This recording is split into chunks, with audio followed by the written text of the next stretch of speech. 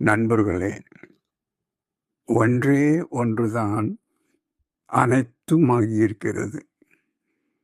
அந்த ஒன்று பெருவெளிதான். இந்த பெருவெளியாகிய தெய்வத்தைத்தான் நான் அன்றாடம் வணங்குகிறேன். நான் வணங்கும் தெய்வத்திற்கு எதுவுமே வேண்டியதில்லை. எதற்கும் அது உட்படாதது. அதற்கு சந்தோஷம் என்ற ஒன்று இல்லை, வருத்தம் என்ற ஒன்றும் இல்லை. யார் மீது வெறுப்பும் இல்லை, யார் மீது விருப்பும் இல்லை. அனைத்தையும் கடந்தது.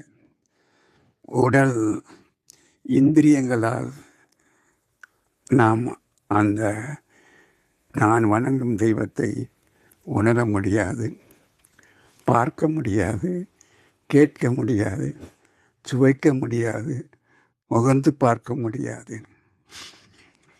ஆனால் அந்த ஒன்றுதான் நானாக இருக்கிறது என்ற அந்த ஆழ்ந்த நினைப்பில், அந்த ஆழ்ந்த உணர்வில் நான் அதனோடு ஒன்றி விடுகிறேன்.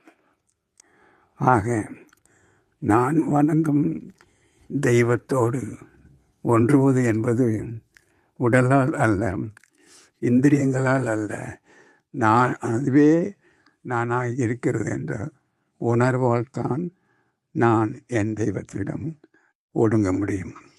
அந்த உணர்வின் அடிப்படையில் தான் எனது செயல்களும் அமைய வேண்டும்.